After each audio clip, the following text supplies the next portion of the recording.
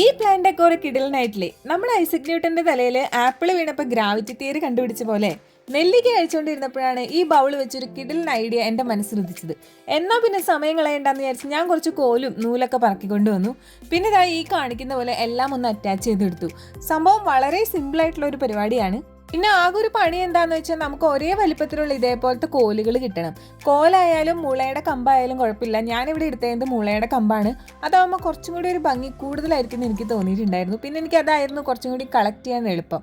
പിന്നെ നമ്മുടെ നെല്ലിക്കയുടെ ബൗൾ എടുത്ത് അതിനകത്തൊരു ഹോളൊക്കെ ഇട്ട് 2 ഹോളിട്ട് അതിനുശേഷം ഈ നൂല് അങ്ങനെ അറ്റാച്ച് ചെയ്തിട്ട് കെട്ടിക്കൊടുത്തു.